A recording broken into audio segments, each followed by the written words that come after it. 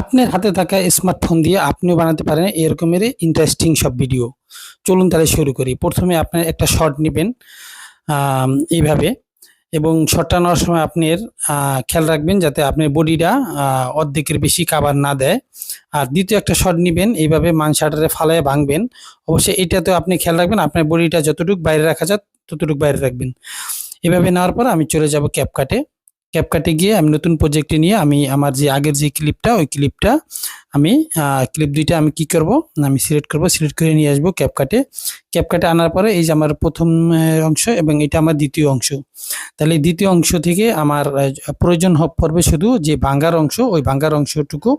তো আমি কি করব এখন, এই যে ভাঙ্গার অংশ, এই ভাঙ্গার অংশটুকু রেখে আর পূর্বের যেই আমি উঠাইছি এই যে উঠানো অংশটা আমি কেটে ডিলিট করে দিব।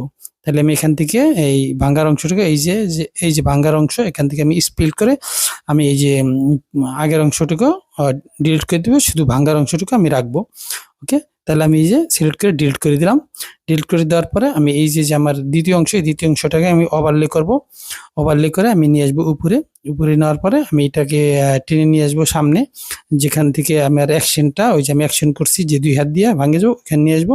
ওখানে নিয়ে আসার পরে আমার চলে যেতে হবে মার্কসে। এই যে আমি চলে আসবো মার্কসে। মার্কসে মার্কসে এসে এই যে মার্কসে এসে আমি হরিজন্টাল সিলেক্ট করব। হরিজন্টাল সিলেক্ট করে আমি এটাকে রোটেট করে একবারে মাঝামাঝি পর্যায়ে নিয়ে আসবো দুইটা অংশকে। দুইটা যে ভিডিও, এই দুইটা ভিডিওর মাঝখানে আমি যে রোটেট করে আমি অ্যাডজাস্ট করব যাতে আমার কোনো হাতের অংশ বা আমার যে ভাঙার অংশ কাটা না যায়। এই যে আমি মাঝখানে নিয়ে আসলাম।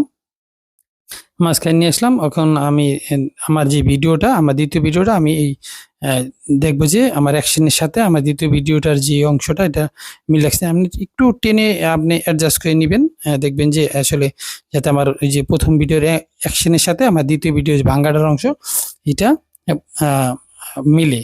তারপর আমি করে নিলাম, কিন্তু করার পর দেখা গেল মাঝখানে একটু দাগের মতো আছে, এই জন্য আমি ফেদারে চলে যাবো।